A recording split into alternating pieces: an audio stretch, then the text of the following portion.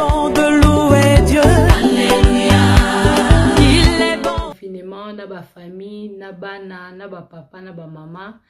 Nzambe asunga biso, Nzambe asunga biso nyonso to surmonter vraiment pasi oyo épidémie oyo vraiment na ba problème oyo komeli biso na bandeko ebele bazwaki ba problème babungisi bandeko na bango babungisi ba être cher na bango vraiment je présente mes sincères condoléances na bandeko nyonso babungisi ba être cher na bango.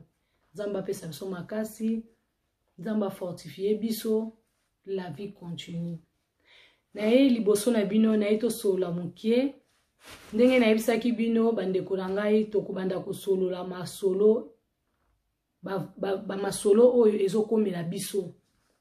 Ndenge na yebisaki bino awawa tozobeta masolo eza vérité, masolo oyo ezokomela bandeko na biso, masolo oyo ezokomela biso moko tozoya kosola ngo na bino po toyeba ko aider bandeko oyo bazwi problème bato baza na problème toyeba na ko aider bango na ba conseil na bino tango à chaque fois nandobeta masolo nandobeta ba histoire na bango bino boko banda ozongela ngai soki bozwi temps bozongeli ngai to parti to bo conseiller bo pesi idée na yo to ngai na kozongela mutu wana na kozongela ye pona koyeba ndenge nini ya ko conseiller ndeko na biso. Donc biso toza pas parfait toza batu tovai na mokili oyo makambo ezangaka te makambo ezalaka kaka toyebaka na kosolola koyeba na ko aider toyeba na ko aidane eza vraiment important ole ya moto abomba likambo ye moko na motema to likambo avana na likambo enyokola ye epesa ba maladie c'est pas vraiment bien. Donc ndenge na yebisi bino bandeko na ngai, s'il vous plaît, je vous invite tous à aimer notre page Facebook au nom de Miss des Miss. Miss des Miss fait page chaîne Nabiso, il y a YouTube au nom de Miss des Miss. Page Facebook au nom de Miss des Miss. Bon aimer parce que kuna to bando kotisa ba vidéo, ba théâtre, ba prédication, ba buzz ya ba grand star Nabiso, ba loisir do makambo ebele makambo eleka na Congo, makambo ebele vraiment ba histoire ebele.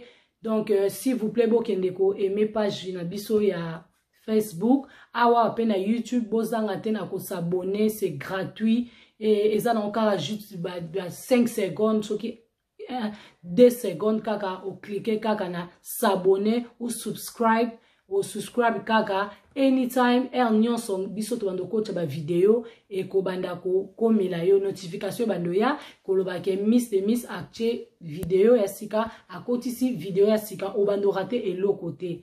S'il vous plaît mes frères sœurs baleki na ngai ba yaya na ngai ba connaissance na ba camarades, s'il vous plaît, je vous invite bokeneko aimer page na ngai ya Facebook au nom de Miss de Miss et YouTube au nom de Miss de Miss. Lisolo tozo beta ndenge tolobaki to banda osola masolo ebele to pesa na ba conseil to ko banda kolamba na ko banda kolamba bientôt na banda kolamba. Donc tozo sala planning moko wa bientôt na banda kolamba nange eza teke na leki batu nyonso na kolamba eza juste connaissance ou savoir na ngai na partager na bino na yebi ke bino bolamba ka bien makasi bolamba ka pe kitoko.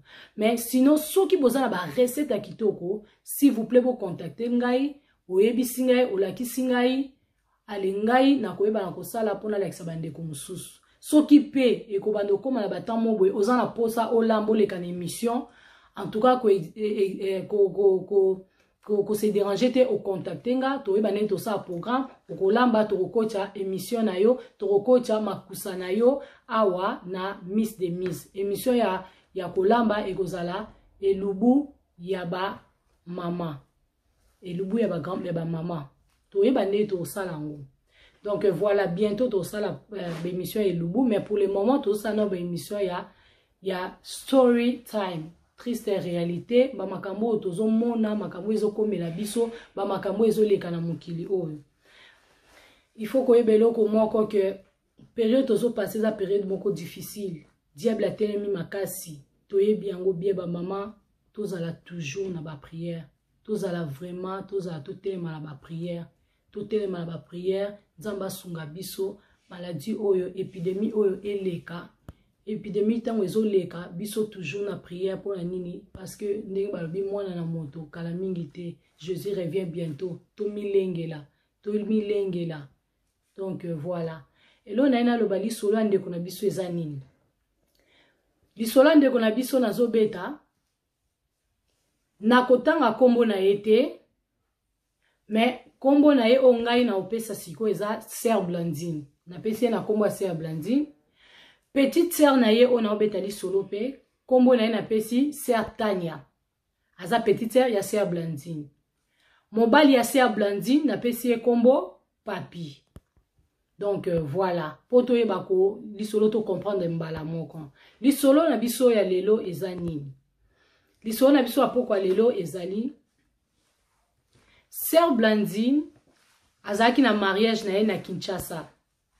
Azaki na mariage na ye avana na libala na ye lokwa mwasi sonda avana na libala, azaki na libala na ye vraiment ya bien. Et sali ke aboti bana misatu.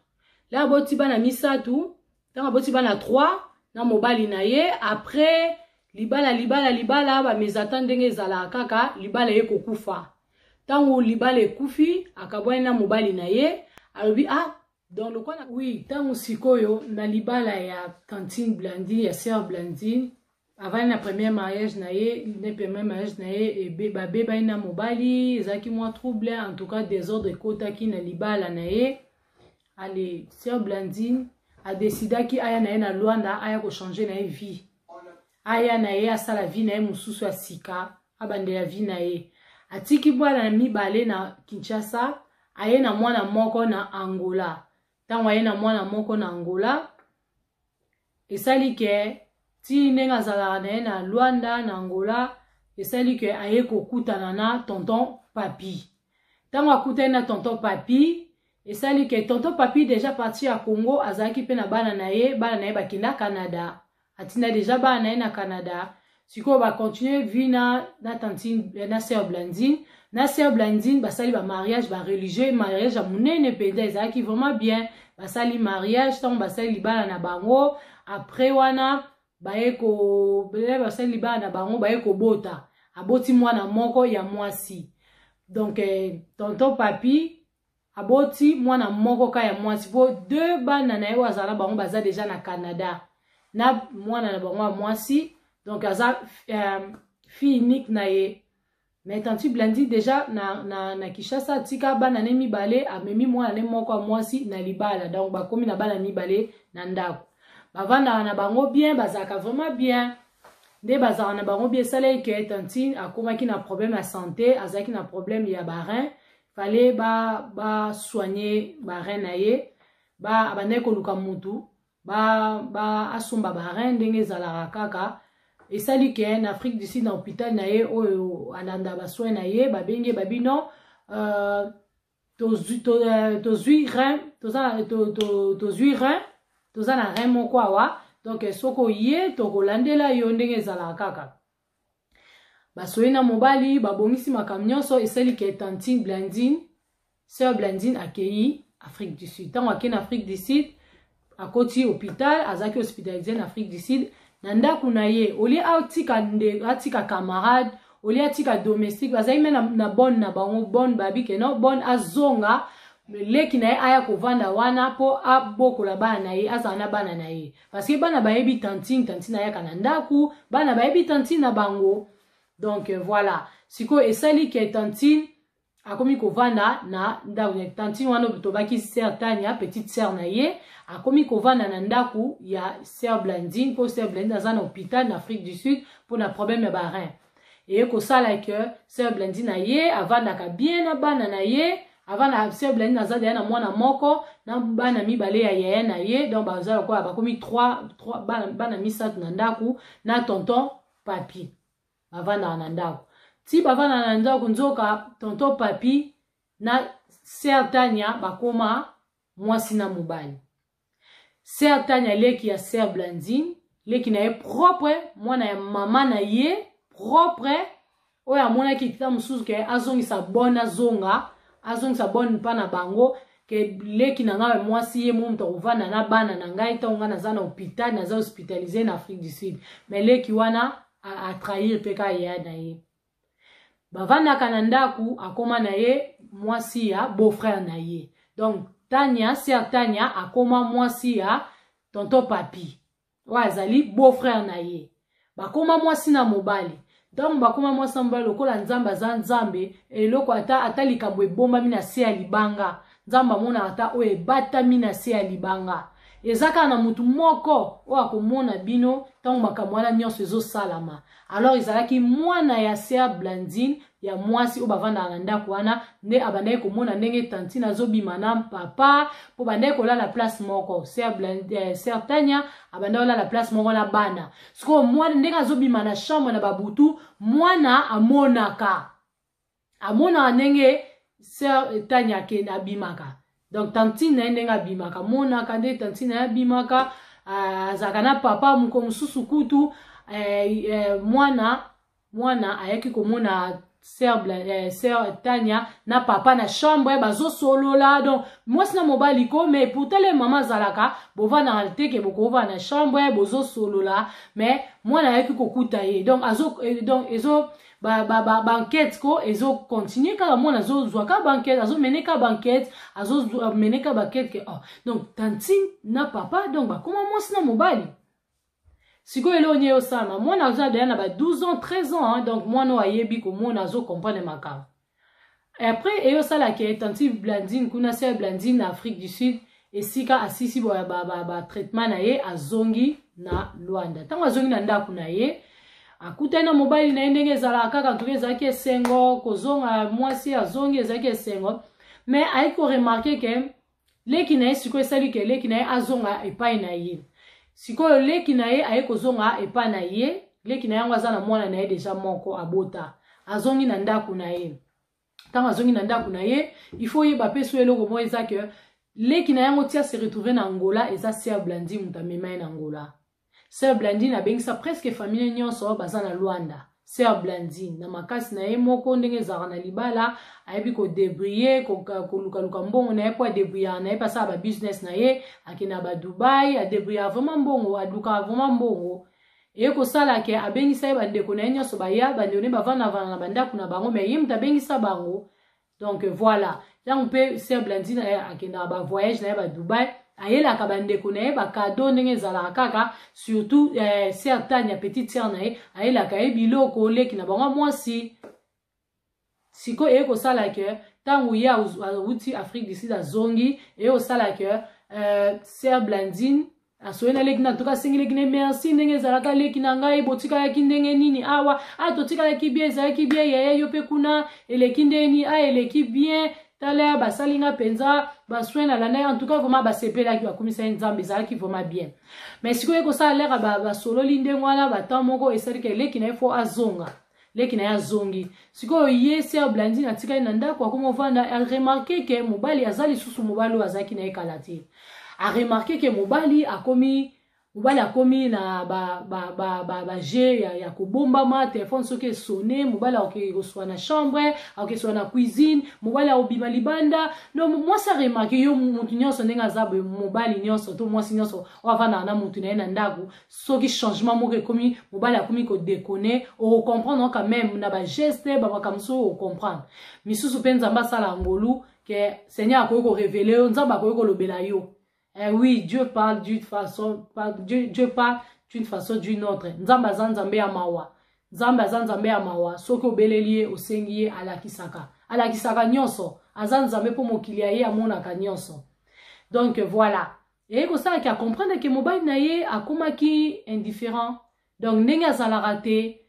Après moi ça bandi ko landela comme moko swana na ndako ba désordre ba mes attentes. Nzoka sœur Tania, petite sœur wana Tania ndenga koma kina tonton papi akoma ekobetela masolo mususu ya famille na bango o ebatama o kutu Sœur Blandine atika kobetela mobali na yiti ezala makamususu o ya famille salama ezala ba je mususu moi ba vite fait mususu abandaki kopesa kokabela mbongo na bandeko na ye na mama na bango abetela mobali na yete mais leki na ye aparvena kobetela mobali na ye po ani po bakoma déjà mwasi na mobali.